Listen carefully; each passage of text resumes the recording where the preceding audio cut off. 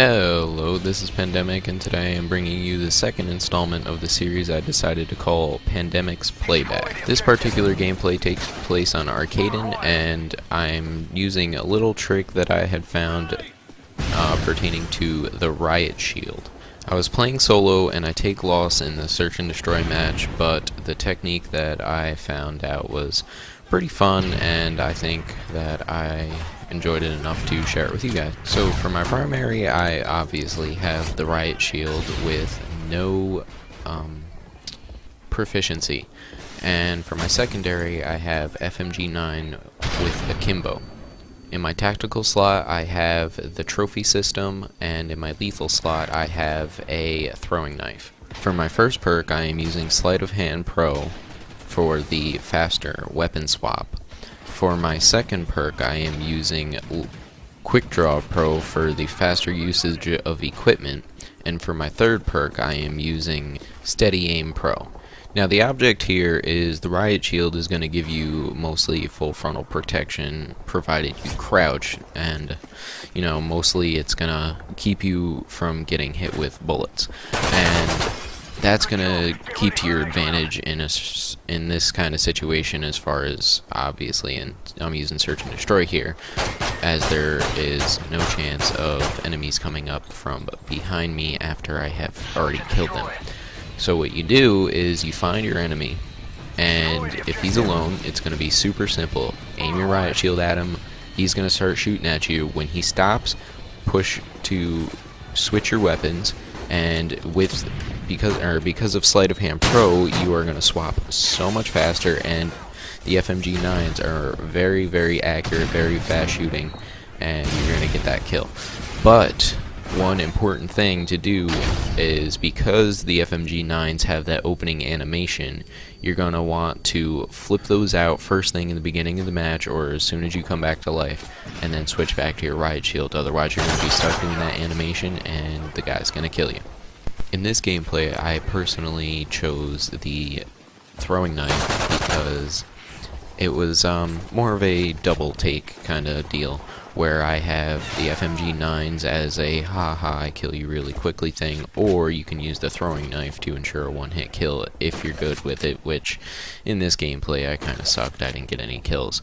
But it's nice because you have the Riot Shield to protect you the same exact way, and then all you have to do is hit your throwing knife, and thanks to Quick Draw Pro, you're going to throw it really quick, and you're going to be able to bring up your Riot Shield right away. I also took the trophy system because I wasn't running Blast Shield, and without any protection from flashbangs or concussions, the trophy system is nice, because if anyone throws any of their tactical or lethal explosives or any kind of thing like that at you, the trophy system's going to take it out, and it's going to help you out a little bit there as far as your field of vision, being able to see, not getting stuck, and not getting flashbang and then having someone come up behind you and kill you.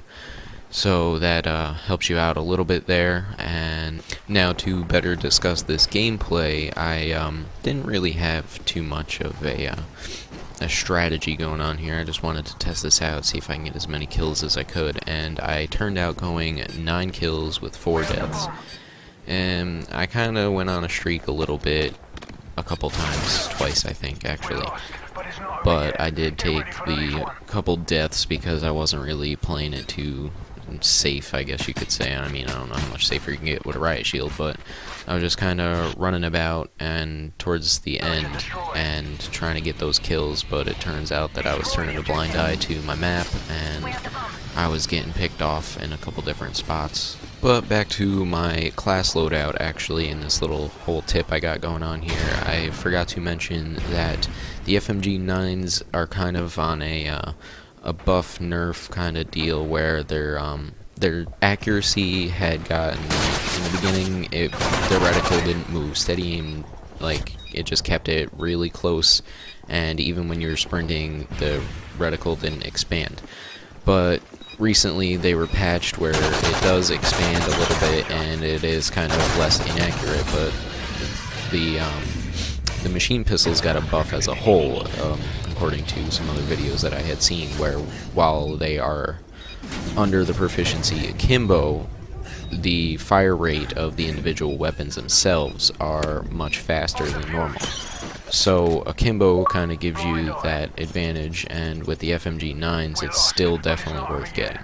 The great fire rate and accuracy paired up with steady aim is going to get you a lot of kills, and it's going to piss a lot of people off if you like doing that kind of thing. So it's definitely worth checking out if you haven't already. And if you have, then you already know how great these things really are. And I got a couple minutes here, and I just kind of wanted to, discuss my channel and my series a little bit. As you can probably tell, I have some better voice quality going on here, thanks to me not being grounded anymore, and now I have my computer, so I can kind of get these things going a little bit better. But the downside is I do not have my Xbox available for use, so this will probably be my last gameplay commentary for a little while until I get that back and I start getting back on Modern Warfare 3. However, since I do have my computer back, I can get on World of Warcraft and start doing that series a little bit if that's kind of your thing. So I'm gonna try to get that going possibly, but also hopefully I can pick up my own capture card. Currently I'm having my friend Sharpshot record my videos off of my vault, and there'll be a link down in the description to check out his channel, give him some love. He's into the commentary business, I guess you could say, as well, and he does some interesting work. And yeah, so quick little funny story here.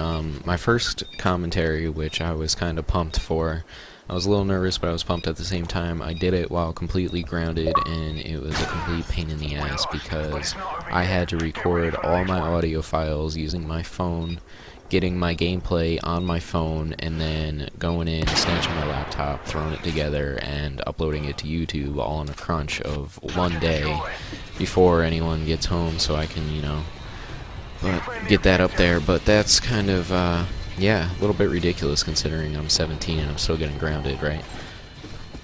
But I guess that's the price you pay for, liking your video games and doing what you gotta do to get stuff done. Even though I didn't really do much to get grounded, I kind of slept in a couple times in school, but I can do with a 3.6 GPA. I mean, it didn't seem too big of a deal for me, but, not to brag or anything like that. I'm sure there's a bunch of more smart people out there better than me, and in the schooling department, of, actual school. No one's gonna school me. But, yeah, it just kind of upset me a little bit, so now I'm at a bit of a hindrance here, and I'm not going to be able to get your videos out to you people so much.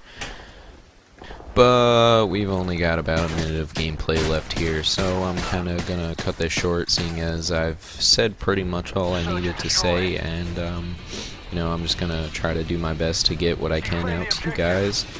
And having all that been said, see ya!